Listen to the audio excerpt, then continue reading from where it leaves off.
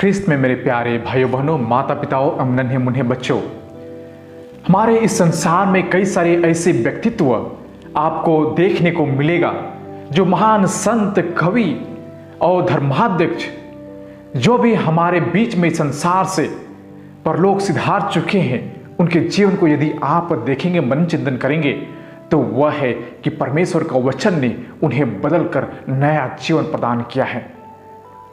आप जानते हैं संत इग्नासियस जो एक मिलिट्री था, वह लड़ता था, लेकिन जब वह परमेश्वर का वचन पढ़ा, मार्क के अध्याय 8 पद संख्या 36, जहां पर लिखा है, मनुष्य को क्या लाभ यदि पूरे संसार जीत ले लेकिन अपनी आत्मा को गंवा दे।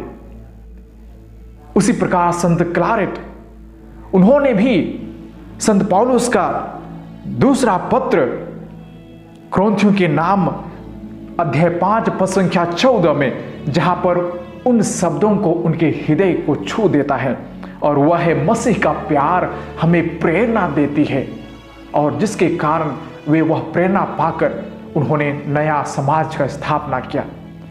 उसी प्रकार मदर तेरेसा, जिन्होंने भी यीशु मसीह के जीवन से प्रभावित होकर वह अपना जीवन को गरीबों के लिए प्रदान कर देती है, और उसे यह शब्द उनके हृदय को छूता था जो मत्ती की अध्याय 25 पद संख्या 40 में लिखा हुआ है, जहां पर राजा कहता है कि न्याय के दिन आप सभी लोग पूछे जाओगे कि आपने क्या किया।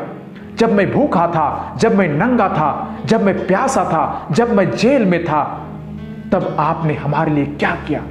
यदि आपने इन छोटे से छोटे लोगों के लिए किया है, वह हमारे लिए किया है। और इसीलिए मदर तेरेसा छोटे से छोटे लोगों के लिए वह अपने ओर से सब कुछ करने को तैयार थी। वह यही कहती थी कि मैं इन मनुष्यों को देखता हूं तो हमें परमेश्वर का दुख और तकलीफ उस क्रूस पर मरण देखता हूं, इसीलिए मैं परमेश्वर को इस प्रकार रोड के किनारे मैं मरना नहीं देने चाहता हूं। इसलिए वे हमेशा उनकी सेवा में लगी रहती थी। उसी प्रकार मैं भी अपने जीवन में बाइबल के वचनों से बहुत ही प्रभावित हुआ हूं।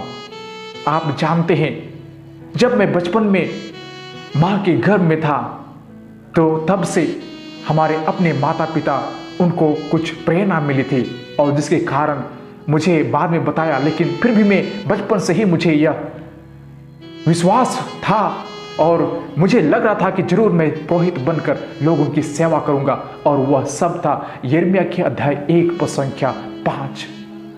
उसी प्रकार आज के सुसमाचार में हमारे प्रभु ईसा मसीह भी यशायाह के ग्रंथ को लेकर पढ़ते हैं, जैसे मानो वे समझ गए कि परमेश्वर ने उन्हें अभिषेक किया है।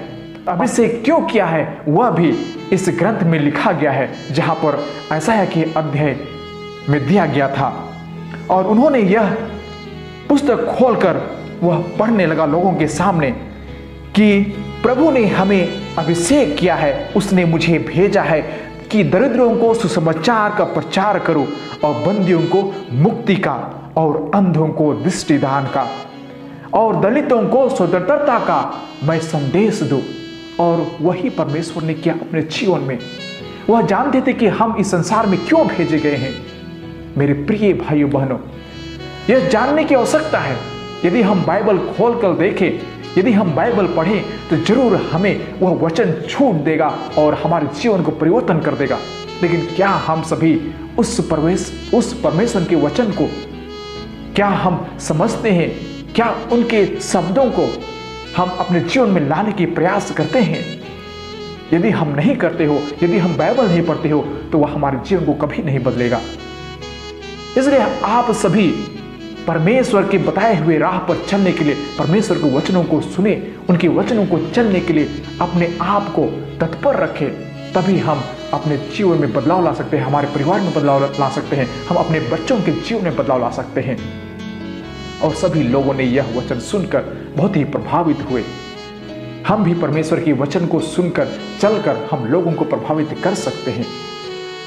आइए हम सभी लोग आज के वचनों को मनन चिंतन करें, परमेश्वर के वचन को हमेशा सुने, और हम अपने जीवन में लाने के लिए भी कोशिश करें। क्योंकि हमेशा बड़े बड़े लोग जितने भी अच्छे अच्छे पद में हैं, वे सभी ईश्वर के वचनों से वे प्रभावित होकर अपने जीवन में चंगाई पाए हैं। वे अपने जीवन को सुखद बना सके हैं। आइए हम भी अपने जीवन को जरूर सुखद और एक नमूनामय जीवन बना सकते हैं। आइए हम कुछ देर मौन रहे और परमेश्वर से यह प्रार्थना करें।